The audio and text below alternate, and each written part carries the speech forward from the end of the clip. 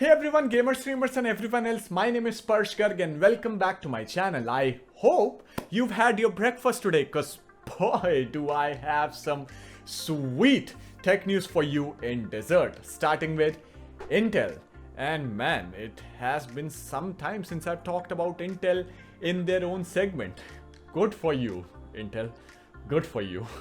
According to a post on nga.cn forum, a sample of their flagship Alder Lake S CPU, आम भाषा में बोले तो Core i9-12900K CPU, जो कि अब नेक्स्ट जनरेशन इंटेल CPUs का एक फ्लैगशिप होने वाला है, जैसे 10900, 11900 वगैरह वगैरह वगैरह, with 8 big high performance cores and 8 small high efficiency cores, यानी कम पावर होगी और कम परफॉर्मेंस देंगे तो high efficiency. It has a base clock of 3.9 GHz and a boost clock of 5.3 GHz.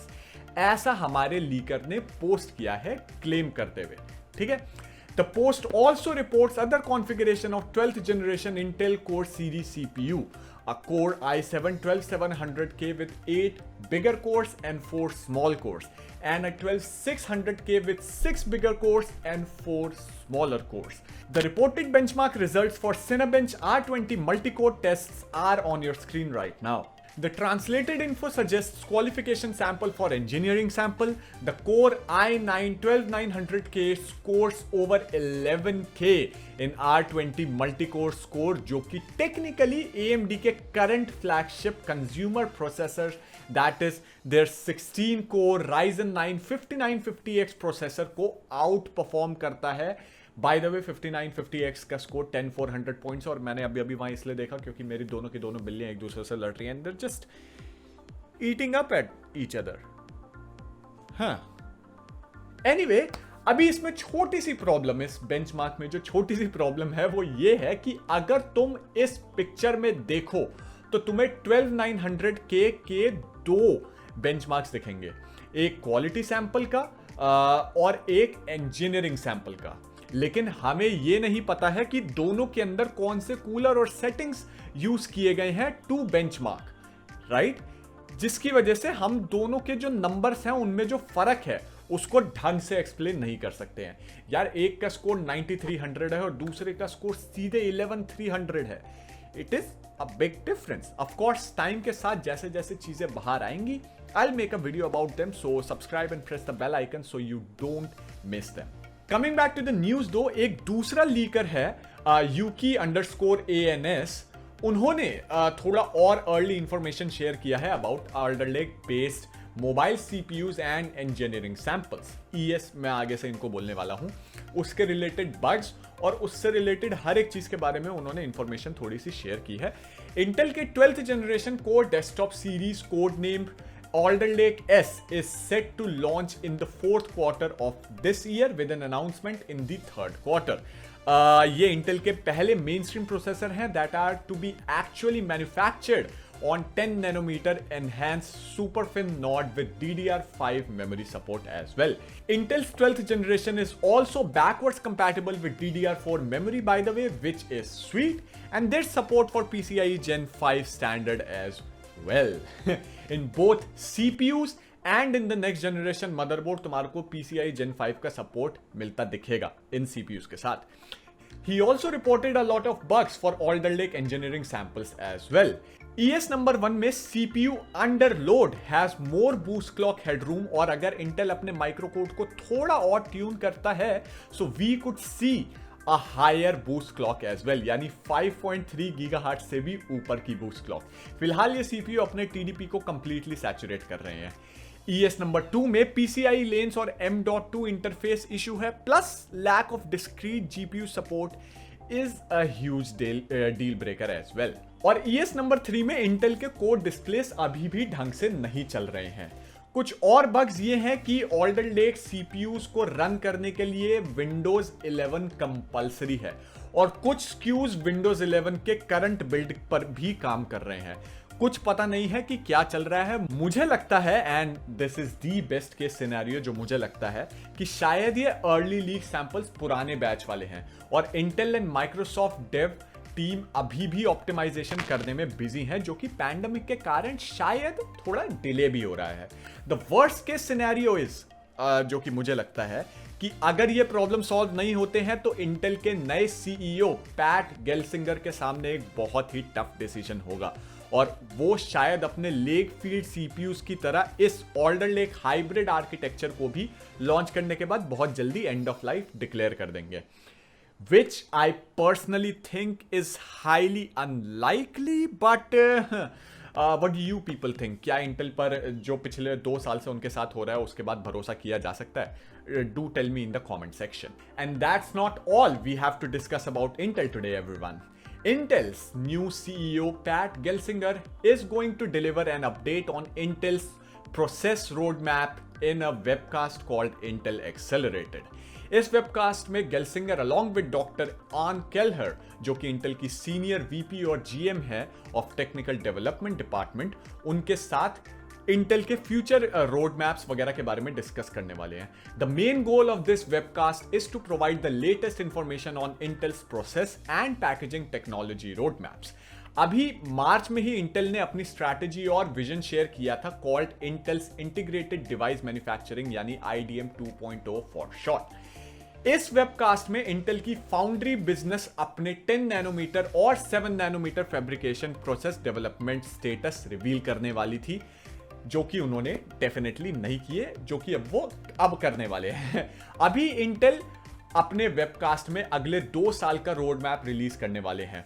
इन 2 सालों में Intel is set to launch अलग अलग नए प्रोडक्ट्स फॉर इट्स कंज्यूमर्स, जैसे कि ऑल्डर लेक और DG2 GPU as well, along with HPC यानी enterprise के लिए सफायर रैपिड्स, पोंटो विचियो या आर्कटिक साउंड वाले GPUs। ये सब प्रोडक्ट्स इंटेल के 10 नैनोमीटर या उससे भी छोटे 7 नैनोमीटर जैसे प्रोसेस नोड्स पर बनेंगे।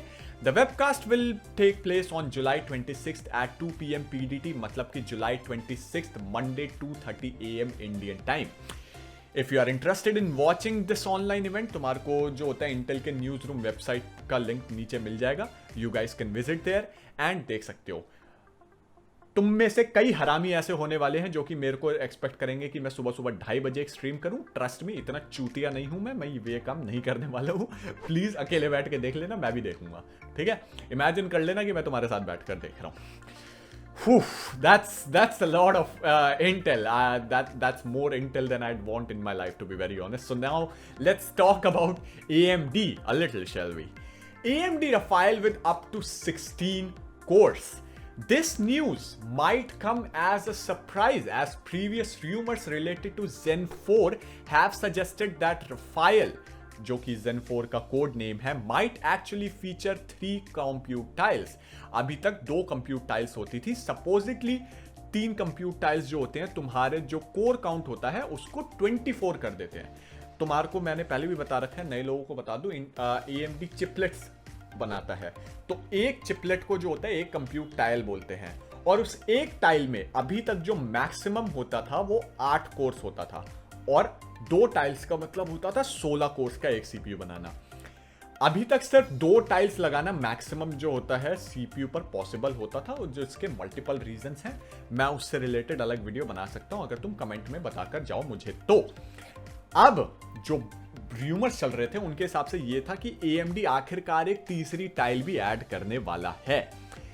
Well, according to this leak, it seems that is not really the case. The top SKU in Zen 4 generation is likely to be limited to 16 cores as well, which indicates 2 full compute tiles, just as it is now on AMD's Ryzen 5950X CPU. ये leak gamers nexus ने भी report किया था कुछ time पहले, and we all know how big of a sin it is to not listen to Jesus himself. Steve from Gamers Nexus is a pretty credible guy, and this is also the #1 reason that I am reporting this one as well. उसने ये चीज बोली थी कि ये हो सकता है, और यही होता दिख रहा है। AMD के Rafale series Ryzen 6000 series CPUs are based on TSMC's 5 nanometer fabrication node and will be the first to support DDR5 memory and the first to feature a brand new IHS design for LGA 1718 based socket codenamed AM5 as well. Some old but very credible rumors hint a launch around second or third quarter of next year, यानी 2022, which suggests that it will compete with Intel's Alder Lake S successor, यानी Alder Lake के बाद वाला जो CPU होता है Raptor Lake. Okay इस video को रिकॉर्ड करने से बैठने से पहले एक और चीज मेरे को जो होता है यहां पर डिस्कस करनी है. कुछ लीक स्लाइड्स के हिसाब से Zen 4 CCDs code name Durango के हर CCD में 8 कोर और 16 थ्रेड्स हैं. इस Zen 4 के टॉप कॉन्फ़िगरेशन में 16 कोर्स हैं, जो कि गेमर्स नेक्सस ने भी रिपीट किया था. ये कोर काउंट इंटेल के फ्लैगशिप Alder Lake SQ से कंपीट करेंगे. ठीक है, Alder Lake S, अगर तुमने मेरी वीडियो अभी मतलब पूरी देखी है और टाइम स्टैम्प पर नहीं आ गई हो, तो Alder Lake S के अंदर भी 16 कोर्स ही होने वाले हैं, जो कि इंटेल का 12th जनरेशन CPU है. एक बड़ा इस चीज में जो होता है ना कैवियाट है, लेकिन इंटेल के जो CPUs हैं उनमें 8 हाई एफिशिएंसी और 8 हाई परफॉर्मेंस कोर्स हैं. हाई एफिशिएंसी कोर्स यानी कि उनकी थोड़ी सी परफॉर्मेंस कम होगी और इसी वजह से वो पावर भी कम लेंगे, जबकि रफायल में सिर्फ हाई परफॉर्मेंस कोर्स फीचर्ड है. ठीक है, as of filming this video, we received an update on Twitter by Patrick Schur, who has recently become a very prominent leaker. ठीक है, according to him, this CPU, जो कि next generation AMD का CPU होने वाला है flagship, उसको 170 watts of power चाहिए होगी. उसकी TDP 170 वॉट्स है इंस्टेड ऑफ 105 वॉट्स TDP जो कि प्रीवियसली सोचा गया था. 170 is a lot of watts. That's a lot of power. And I don't know कि जो होता है नेक्स्ट जनरेशन के ग्राफिक्स कार्ड्स वगैरह के बारे में भी बात करो, नेक्स्ट जनरेशन के CPU भैया इतनी ज्यादा उनको पावर चाहिए लगने ले रही है कि अगर तुम स्कैल्पर हो तो आई वुड रेकमेंड कि हाई पावर वाली पावर सप्लाई स्कैल्प करना शुरू कर दो. Oh my god. Moving on to some game news. Red Dead Redemption 2 now with DLSS support. With DLSS support, RDR should now run above 60 FPS at 4K performance with every RTX 30 series graphics card. यानी कि 3090, 3080 Ti, 3080, 3070 Ti and 3070 and 3060 Ti and 3060 as well. हर एक card के साथ तुम्हारे को minimum 60 FPS मिल जाने चाहिए 4K पर भी. कम से कम एनवीडिया का तो यही कहना है. एनवीडिया ने ऑफ कोर्स अपने इंटरनल बेंचमार्क रिजल्ट्स रिलीज किए हैं, which you can pause the video for if you want to see them. But of course ये एनवीडिया के बेंचमार्क रिजल्ट्स हैं. And if you have been watching my channel for long enough, you know exactly the amount of fucks you have to give about benchmarks from NVIDIA. The answer is zero, by the way, for the new people who are watching my channel for the first time. Do not forget, ये result DLSS performance mode पर upscaled resolution के साथ है bye a factor of 2. यानी कि actual game जो है वो नेटिव 4K पर रेंडर नहीं हो रही है, वो 1440p या 2K पर रेंडर हो रही है. ठीक है. दूसरा, थर्ड पार्टी जैसे कि तुम्हारे हार्डवेयर अनबॉक्स वगैरह जैसे लोग इस चीज पर ऑफिशियली अपने बेंचमार्क्स निकालेंगे, तो एनवीडिया के बेंचमार्क्स पर भरोसा बिल्कुल मत करो. आई नो अब मेरे को इस गेम के बारे में बात करनी है, that most of you are not going to purchase this game from the store, but still it is one of the best games this generation and you should definitely experience it. इस game के ऊपर काफी सारा profit वैसे भी जो होता है रॉकस्टार गेम्स कमा चुके हैं, सो आई वुड रेकमेंड कि एक बार इस गेम को जरूर खेलो, चाहे पायरेसी करके खेलो. ओके, खेलो लेकिन इस गेम को. This game is totally worth it. अगर तुम पैसे देकर खेलना चाहो तो बहुत ही अच्छी बात है, but you should definitely experience it once at least. And I know that fisting on tech news is an experience in and of itself, but unfortunately all good things have to end. Only for today, that is. So subscribe and press the bell icon if you don't want to miss the fisting the next time when I upload the video. Or you can follow me on Twitter and Instagram so that you don't miss on memes and some news that I may not make videos about, क्योंकि वो इतनी ज़्यादा खास नहीं होती है. I'll see you next time with another great video on this channel. This is Sparsh Garg signing off. Bye bye, tata, see you and peace. मेरा Discord server का लिंक डिस्क्रिप्शन में है, उस पर ज्वाइन कर लो. कम्युनिटी बहुत अच्छी है, तुम्हारे PC रिलेटेड क्वेश्चंस में मदद कर देगी. Bye bye and I hope you have a great day ahead, folks.